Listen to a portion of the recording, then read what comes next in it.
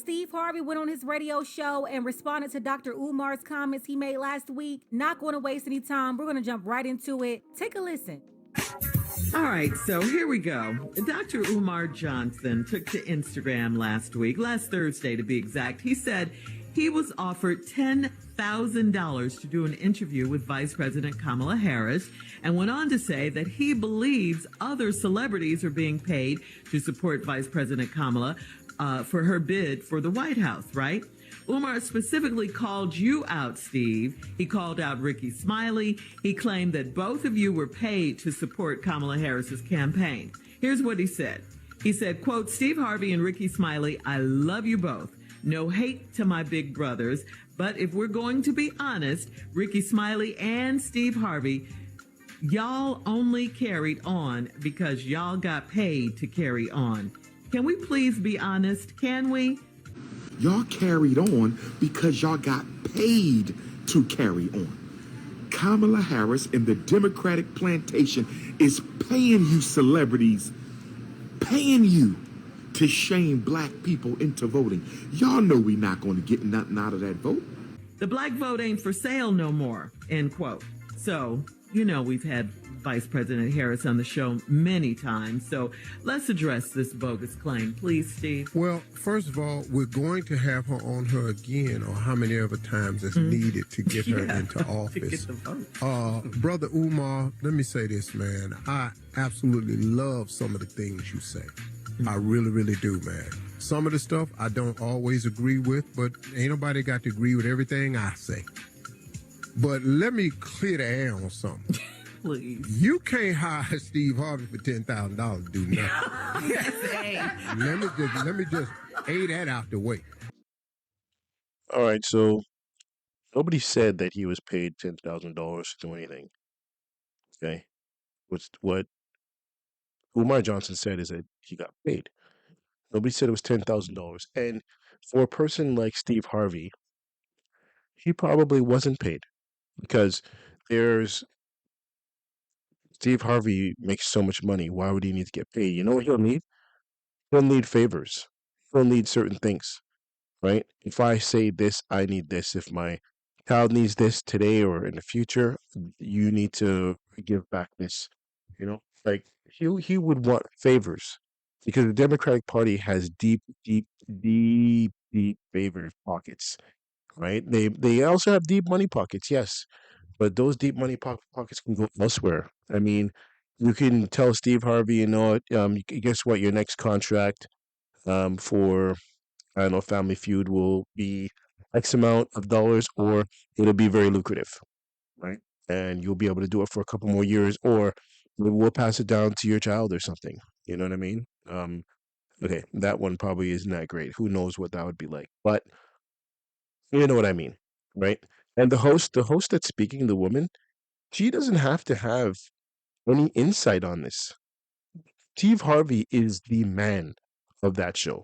So whether she has insight on what backdoor dealings are of Steve Harvey and his people, she doesn't need backdoor insights. She just needs to stay on the show and keep cackling and laughing and say exactly what she's told. Because that's pretty much her job. But whatever's going on behind closed doors between Steve Harvey and the Democratic Party, it's been going on for a very long time. And that Ricky Smiley as well. These things have been going on for years. These guys have entertainment in their back pocket. Actors, rappers, singers, influencers. They went out and they collected, or they invited, sorry, 200 influencers. Some of them got paid, some of them didn't get paid, right? But the point is that they invited 200 influencers in order to manipulate the masses and to sway the vote. And it's ridiculous. Well, why would I say it's ridiculous? Because I mean, if these 200 influencers are actually going to go and support the DNC, right? Just so they can go get a nice sandwich and a nice bed to sleep in, you know, just for the experience. I mean, It doesn't make sense to me because I would want something more, you know. But then there are those out there that just want the experience. I mean, truthfully speaking, when it comes down to voting, my vote couldn't be bought, but there are a lot of people out there where their vote can be bought, and they're willing to um, send all their people down the river just for the experience, and it doesn't make any sense. We'll see that right now. DNC is inviting 200 creators, including me, to this year's function. Here's why this represents a new tide in media and why it matters to content creators everywhere. But first, hey, I'm Dylan St. Bernard, a creative activist who has led content strategy for 30 plus nonprofits. So let's jump into it. The Democratic National Convention will draw an estimated 50,000 people, and this year is a bit different as content creators are being given a front row seat to history. As impactful as content creators are, the ability to reach widespread cultural impact still relies on old guards taking digital seriously. This year, over 200 creators will be covering the convention all week long. Us creators are getting the same level of credentials as traditional journalists. And the DNC has also announced that creators will be given access to a platform where creators can capture a 360 view of the convention hall and conduct interviews with delegates and surrogates. Wins like this matter. Depending on how this goes, will determine to what extent other major events follow suit in the coming months and years. Do you hear that? Depending on how this event goes, it will determine how things go for them in the coming months and years, right? So let's just say it goes well, right? They're pretty much saying that in the coming months and years, we're willing to do X amount for you. They're giving them something, right? Because I don't know who this guy is. He's some sort of influencer of some sort. But he looks like he's happy just to go for the experience. I mean, truthfully speaking, he looks like and sounds like a person that would vote Democrat. That's just my opinion. I don't know. I don't know for sure. Just saying though that he does seem like a person that would vote Democrat. I know I would have voted Democrat when I was younger, back in the day. So um, he seems like a person that would most definitely vote Democrat, and he also seems like he's happy just to be there, right? Just for the opportunity. He feels like this is gonna open doors for him, right? Um, Steve Harvey's no different. I mean, he's on another plateau, higher level, of course, much higher level. He's requesting more than a person like this individual would be requesting, but it's still a favor nonetheless. You know, you shake one hand, you got to shake the other hand with something else, right? So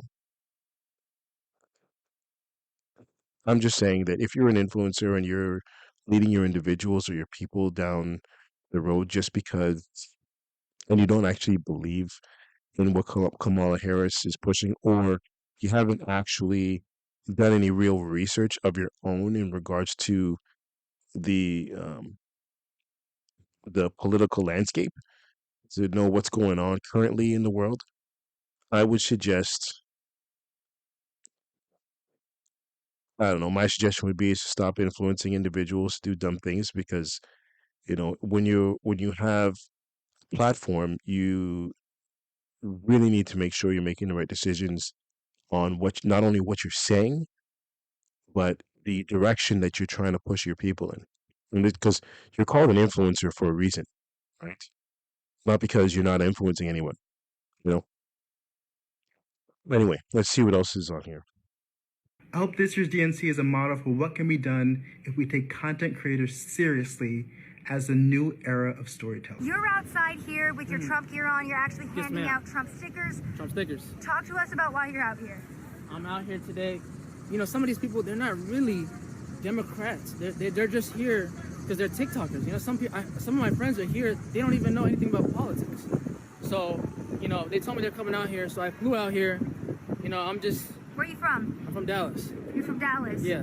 Talk to me about some of your friends that are out here for the DNC. Were they paid to be here? Or are they here because... Yeah. Some of them were paid. Some of them just came. They just said they got an invite to come for free. They get free stuff like amenities or something like that. I think they got like free food. I think they got a free Uber here. Just trying to spread some, see if they take it. See if people want to go in there with, some Trump gear. See how they really feel. See what I'm saying? And some of the... That's what I was talking about. Some people just went there because they got a free Uber there. Think about that. These guys, these guys went there because they got a free Uber there, and free food.